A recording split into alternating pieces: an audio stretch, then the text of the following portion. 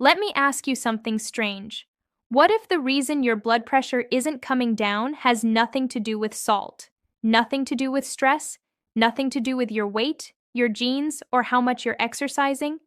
What if there's something happening specifically at night, while you're asleep, completely unaware, that's quietly keeping your numbers high every single morning? I know that sounds like a lot, so let me just show you something first. There's a window of about 45 minutes before you fall asleep where your cardiovascular system is, essentially, waiting for instructions. Your arteries are preparing to either relax and repair or stay tense and continue working. Most people have no idea this window exists, and almost nobody is using it. Tonight, I'm going to show you exactly how to use it. We're going to cover three things. First, what's actually happening inside your blood vessels while you sleep, and why that's the missing piece nobody's talking about. Second, a 5-ingredient drink you can make in your kitchen tonight that directly targets this process. And third, and I want you to stay for this one because this was the thing that actually shocked me. There's a specific compound hiding in foods marketed as healthy that is chemically blocking your body from lowering its own blood pressure. Not salt, something else entirely. Something most people eat every single day without knowing it. But let's start with a question. When you take your blood pressure in the morning, before coffee, before you've really moved around, is that number often higher than you'd expect? Higher than it was the night before? If yes, keep watching, because that pattern has a very specific cause, and it's fixable. I want to tell you about someone named David, 54 years old, Ohio, desk job, loves his weekend barbecues. The man takes his ribs seriously. He'd been on blood pressure medication for 6 years, and he was doing the work. Low sodium, dropped the red meat, walking every day. He was not a guy who ignored his health. And every morning, he'd wake up, take his reading, and see 148/92, sometimes worse. His cardiologist kept adjusting dosages. His wife started leaving his medication on the nightstand as a reminder. And David, who watched his father have a stroke at 58 and his uncle have a heart attack at 60, was doing the math on his own life and not liking what he came up with. Now, here's what I want you to understand about David's situation, because it's probably more common than you realize. David wasn't failing. His body wasn't broken. He was doing almost everything right, but there was one piece of the puzzle completely missing from every conversation he'd ever had with his doctor. Not because his doctor was negligent, but because this particular mechanism isn't what most medical training focuses on. Doctors are trained to treat blood pressure as a pressure problem. Turn down the pressure. Use medication to do it. And that works, to a degree. But blood pressure isn't just about pressure, it's about chemistry. And specifically, it's about what happens inside your blood vessel walls during the 8 hours you're unconscious every night. David found this out the hard way, by going down a research rabbit hole at 1 in the morning, the way a lot of us do when we're scared and out of answers. He landed on a study from the American Journal of Clinical Nutrition. Researchers had found that a specific combination of natural compounds taken before bed could reduce what they called arterial stiffness, the rigidity of blood vessel walls, overnight. Not over months, overnight. He tried it. He didn't change anything else. Same medication, same diet, same morning walks. 2 weeks later, 127/81. His doctor looked at the numbers, looked at David, and said, "What did you change?" "That's the drink we're making tonight. But before I give you the recipe, I need you to understand what's actually happening in your body. Because if you don't understand the mechanism, you'll make the drink once, forget about it, and move on. Once you understand what's happening while you sleep, you'll never skip it." Here's the thing about blood pressure that took me a while to really understand. Your arteries aren't pipes. They're not passive tubes just sitting there moving blood around. They're active tissue. They contract, they expand, they respond to signals. And one of the most important things they do is something called nighttime dipping, where during deep sleep, your blood pressure is supposed to naturally fall by about 10 to 20%. This is your body's maintenance window. Heart rests, vessels repair, inflammation cools down. Think about that for a second. Every night, your body is designed to do its own maintenance. Like a factory that shuts down the production line at midnight to do repairs, clean the machines, and prepare for the next day. This isn't optional. This isn't a bonus if you happen to sleep well. This is a biological necessity that your cardiovascular system depends on to stay functional. And here's what's going wrong for a lot of people. Their blood pressure isn't dipping. It's staying elevated, or in some cases actually rising, while they sleep. Doctors call this a non-dipper pattern, and the research on it is genuinely alarming. Non-dippers have significantly higher rates of heart attack, stroke, and kidney damage, not because of their daytime readings, but because their body never gets that nightly break. Now, here's the part that most people miss, and this is critical. You can be a normal dipper during a doctor's appointment and still be a non-dipper at home. Blood pressure monitors don't catch nighttime readings. Your doctor is working from a snapshot taken in a moment of relative calm. What's happening between midnight and 5 a.m. is a completely different story. So why does the non-dipper pattern happen? There are a few causes. Sleep apnea is one. Chronic stress is another.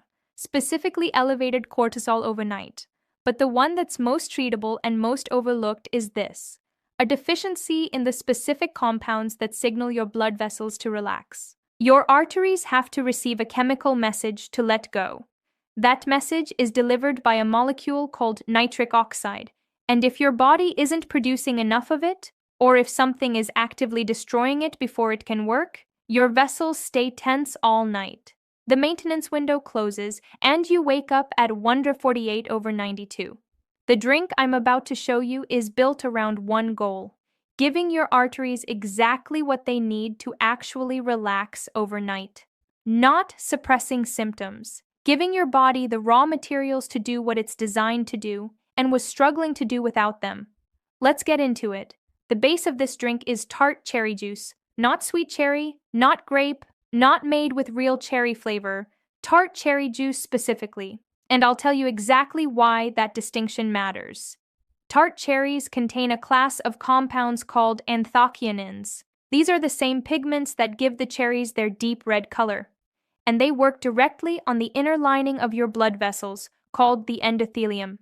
What they do there is reduce inflammation at the vessel wall level. When that lining is inflamed, your vessels tighten. When inflammation drops, they open up. A 2016 study in the journal Nutrients found measurable drops in systolic blood pressure within hours of drinking tart cherry juice, not weeks of consistent use. Hours. But here's the part that makes this specifically a nighttime ingredient. Tart cherries are one of the only whole food sources of melatonin. And melatonin, beyond helping you sleep, has a direct vasodilating effect.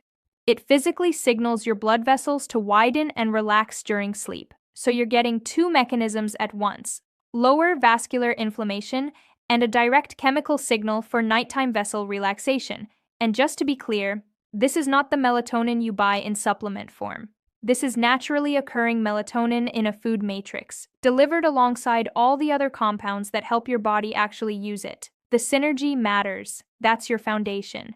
Now we build on it. 1 tablespoon of raw organic apple cider vinegar. And yes, I know, the taste is what it is. But stay with me, because the mechanism here is one of the most interesting things I've come across in this whole area. And once you understand what it does, the taste becomes much easier to deal with. Apple cider vinegar contains acetic acid, which activates an enzyme called AMPK. Here's the only thing you need to know about AMPK. It's essentially a metabolic reset signal. When it's triggered, your body reduces inflammation, stabilizes blood sugar, and, most importantly, for blood pressure, it ramps up production of nitric oxide. Nitric oxide is the molecule your arteries use to talk to themselves. It's a chemical signal that tells the smooth muscle wrapped around your vessel walls to let go, to stop squeezing. When people have chronically high blood pressure, they're almost always low in nitric oxide. Their vessels are tense because the signal to relax isn't getting through clearly enough. Apple cider vinegar helps turn that signal back on. Now, there's one thing I want to address here. A lot of people have tried apple cider vinegar before and said it did nothing for their blood pressure. And they're right. On its own, in a glass of water, in the morning, it probably won't move the needle much. The timing is wrong. The supporting ingredients aren't there. This is specifically about taking it at night as part of a combination. And I'll explain why that combination matters so much by the time we finish all 5 ingredients. Half a lemon, squeezed fresh, not bottled. This one seems simple, and a lot of people assume it's just for flavor. It's not. Lemons contain a specific bioflavonoid called hesperidin, and it does something really particular. It protects nitric oxide from being broken down in your bloodstream. Think of it this way: the apple cider vinegar helps your body produce the signal. The lemon helps that signal last longer before it breaks down. A clinical trial in the European Journal of Nutrition found that hesperidin improved endothelial function, the responsiveness of your vessel walls, within 3 weeks. But here's why it has to be fresh. Bottled lemon juice is pasteurized, and pasteurization destroys a significant portion of the hesperidin along with other heat-sensitive compounds. The bottle might say 100% lemon juice, and it technically is, but functionally it's a different ingredient. Half a fresh lemon squeezed directly into the drink. That's what works. You're not just stacking ingredients. You're building a system where each one extends the effect of the last. A 1/4 teaspoon of raw honey, and this one has to be raw, not the processed kind that's been heat-treated into a basically empty sweetener. Raw honey contains small amounts of naturally occurring potassium. And potassium is where I want to spend a minute, because this deficiency is so common and so underappreciated. Your kidneys manage blood pressure partly through a sodium-potassium balance. When you have enough potassium, your kidneys flush excess sodium efficiently. When you're low on potassium, which most people are chronically, sodium accumulates, blood volume rises, and pressure goes up. This is why high blood pressure is connected to sodium intake. But what most people miss is that the real problem isn't always too much sodium. It's not enough potassium to balance it. Potassium doesn't lower blood pressure by suppressing anything. It lowers it by giving your kidneys what they need to do their actual job. The honey also does something else relevant here. It releases sugar slowly overnight, stabilizing blood glucose while you sleep. That matters more than most people realize. And it connects directly to the third point I promised you.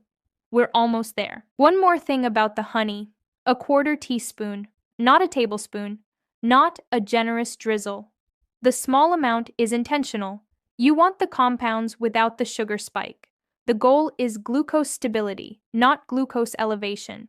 Just a pinch of cayenne pepper. A small one. This is the ingredient that surprises people the most. Cayenne contains capsaicin, which activates specific receptors in your blood vessel walls called TRPV1 receptors. When those receptors are activated, your vessels relax and dilate. More than that, capsaicin reduces what's called vascular resistance, which is essentially the internal tension your heart is constantly fighting against with every single beat. Lower resistance means your heart isn't working as hard. Less effort equals less pressure. There's also a secondary effect that's relevant here. Capsaicin has a mild thermogenic action. It slightly raises your body's core temperature. And when core temperature rises slightly before bed, it actually deepens your sleep, which feeds back into better nighttime dipping, so you're getting both the direct vascular effect and an indirect sleep quality benefit. The key word is small pinch. Too much cayenne triggers a stress response that does the opposite of what you want. A fingertip tap. That's all. So here's the full recipe: 8 ounces of pure tart cherry juice, no added sugar, 1 tablespoon of raw apple cider vinegar, half a fresh lemon, squeezed in, a 1/4 teaspoon of raw honey, the smallest possible pinch of cayenne. Stir it. Don't blend it. Don't heat it. Heat destroys some of these compounds. Just stir it at room temperature and drink it. Timing: 30 to 45 minutes before bed. That window is deliberate. It gives the compounds time to circulate before your body enters its deepest repair phases. Too close to bed and the absorption window is shortened. Too far in advance and the peak effect has already passed by the time you hit deep sleep. Here's how to track it properly. Get a blood pressure cuff. Any basic one will do.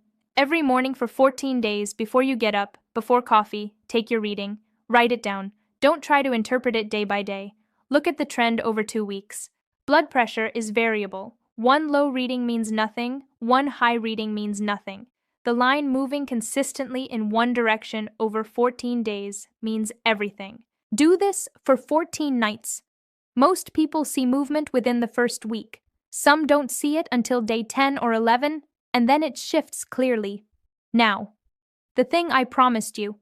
This is what David found. The thing his doctor, despite 6 years of treatment, had never once mentioned. It's called dietary fructose. And before you think I don't eat much sugar, that's exactly what makes this so dangerous. This isn't about candy or soda. This is about fructose hiding inside foods with health claims on the label. Let me give you some specific examples. Flavored yogurt, even the ones marketed as low-fat or protein-rich. Granola bars, virtually every brand. Bottled juices sold as cold-pressed and natural. Store-bought pasta sauces, even the premium ones. Most commercial salad dressings. Whole grain bread, yes, even the good-looking stuff. Protein shakes, sports drinks, healthy snack bars with fruit on the packaging. These foods have been engineered to taste good, and fructose tastes good. It's about 1.7 times sweeter than regular sugar. So food manufacturers use it, and then they put no artificial sweeteners on the label because fructose isn't artificial. It's technically a fruit sugar. But what your liver does with it is anything but natural. Here's what happens when your liver processes excess fructose, and the liver is the only organ that can do this job. It produces uric acid as a byproduct. An elevated uric acid directly blocks your body's ability to produce nitric oxide. Read that again. Excess fructose, uric acid, nitric oxide suppression, blood vessels stay tense, blood pressure stays high. This is not a small effect. This is not a marginal contribution. When this pathway is active, it is working directly against the compounds in your drink and directly against your medication. No amount of treatment fully overcomes this if the underlying biochemistry is fighting back. This is why some people do absolutely everything right and still can't get their numbers down. The chemistry is being sabotaged at the source. Researchers at the University of Colorado found that reducing fructose intake by just 25% produced measurable blood pressure drops within 8 weeks, with no other changes, not 100% elimination, not a complete dietary overhaul, 25% reduction. So tonight, after you make this drink, flip over 3 or 4 packaged foods in your kitchen. Look at the ingredients list. Search for high fructose corn syrup, fructose, or anything ending in O's that isn't glucose or dextrose, sucrose, maltose, fructose. Any of these in a packaged food are worth noting. You don't have to overhaul your entire diet tonight. Just start seeing it. Awareness first. Elimination follows naturally. And here's the thing that I find so important about this discovery. This isn't about willpower. This isn't about discipline. It's about information. David wasn't failing to control his blood pressure because he lacked discipline. He was failing because there was a chemical process happening in his body that nobody had ever explained to him. Once he understood it, the choice to reduce fructose wasn't even hard. It was just obvious. That's the kind of change that actually sticks. Here's what I want you to actually take away from this. High blood pressure is not just a volume problem. Too much pressure in a fixed system. For a lot of people, it's a signal problem. Your arteries aren't getting the chemical messages they need to relax. The nitric oxide signal is weak. The overnight repair process is being interrupted. And the compounds your body needs to fix this aren't coming from medication. They're raw materials your system has to get from somewhere. The drink gives you those materials. The fructose elimination removes the thing blocking them from working. Those two things together create the conditions for your body to actually do what it was designed to do. This is not a substitute for your medication. If you're on blood pressure treatment, stay on it and talk to your doctor before changing anything. But this works alongside what you're already doing. And a number of people find, over time, that their doctor starts reducing their dosage because the numbers have genuinely improved. That's the goal. Not to fight your medication, to make your body less dependent on it over time. I also want to say something directly to people who are frustrated. who have been told to exercise more, eat less salt, lose weight, reduce stress, and who have done all of those things and still have numbers that won't move. Your frustration is valid. You're not doing it wrong. You're just missing a piece of the picture that most conventional advice doesn't include. And that piece? The nighttime vascular chemistry, the nitric oxide signaling, the fructose pathway. That's what tonight was about. You now know something that most people who have blood pressure issues don't know. Use it. One more thing. The fructose mechanism I just described, the uric acid pathway, the nitric oxide suppression, that same process is connected to something much larger, a condition that affects the kidneys, the liver, the heart, and the arteries simultaneously. That develops silently for years before any standard blood test catches it. More than 80 million Americans have early signs of it right now, and the warning signs aren't dramatic. They're things people write off as aging. Low energy, waking up tired, carrying weight around the midsection that won't move regardless of diet. In the next video, I'm going to show you 5 specific signs this process is already active in your body, and one breakfast habit that either accelerates it or begins reversing it within 30 days. If any part of tonight's video landed for you, that one is going to matter even more. See you there!